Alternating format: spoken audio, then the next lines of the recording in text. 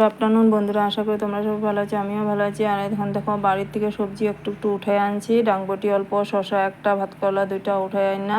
আর আগের কয়েকটা ভাতকলা ছিল ওগুলো মিলাইয়া দেখো পনির দুধ ফাইটটা গেছিলো, তাই পনির বানাইলাম। পনির একটুখানি আছে, আর ওই পনিরটা দিয়ে একটু ভাতকলা বানামো, নাহলে এটার লগে দিয়া দিমু, দেখি কি হয়।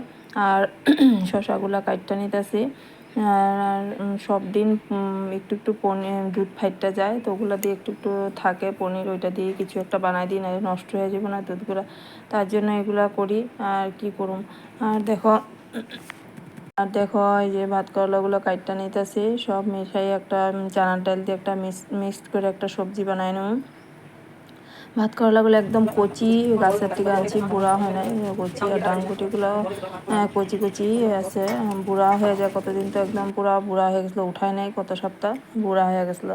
আর এখন দেখো সবজিগুলা বানিয়ে নিতেছি। আর এখানে আমাদের দেখো এখানে মধ্যে চানা ডালগুলো দিয়া দিলাম, দিয়া এটার মজার জন্য ইসে করুম, ঢাকনা দিয়া দিব। আর এখানে মশলা অল্প দিয়া দিতেছে, হলদি, মশলা, লবণ সব দিয়া।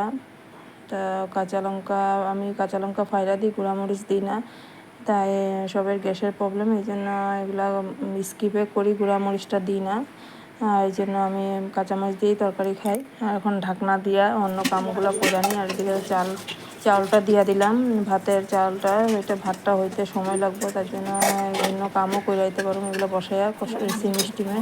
আর বাসনগুলো ধোঁয়াধুম মাইজা লইতেছি, অনেক বাসন জমা হয়েছে, তাই বাসনগুলো তাড়াতাড়ি করে বাসনগুলো মাইজা নিই। মাইজা তারপরে সেলাইও আছে অল্প, দেখি সেলাই করতে পারলে সেলাই করুম অল্প।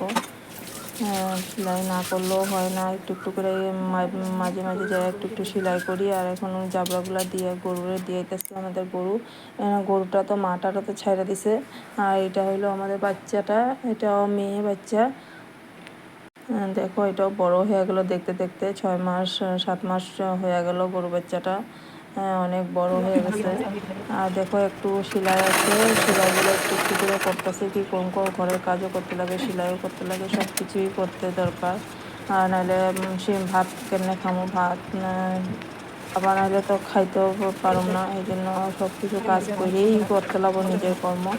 আর দেখো সেলাইগুলো করতেছি, আমি সেলাইগুলো অন্য ধরনের করি, কিন্তু এগুলো দেখানোর সময়ই পাই না, নাহলে তো ভিডিও করে দেখাইতাম তোমাদেরকে। আর খুব সুন্দর করে করি, যে আমি কাপড় চাপড় ভিতরে বাইরে না থাকে, এরকমভাবে করি সেলাইগুলো।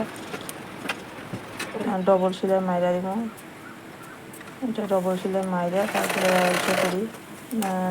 পিনার দিয়ে মারালে তবে এক ফুটা আমার কাপড় বাইরে থাকে না, ওরকমভাবে সেলাইটা করি।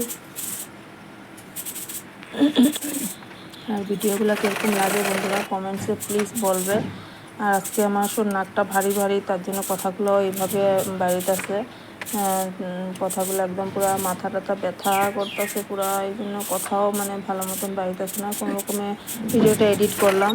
আর প্লিজ বন্ধুরা কমেন্টে বলবা কীরকম লাগতেছে ভিডিওগুলো দিয়েছে, ভালো লাগলে প্লিজ লাইক শেয়ার কমেন্ট করবা, আর পাশে থাকবা প্লিজ বন্ধুরা। আবার নেক্সট ভিডিওতে দেখা হবে। ঠিক আছে বন্ধুরা, টাটা, বাই বাই, সবাই ভালো থাকো, সুস্থ থাকো।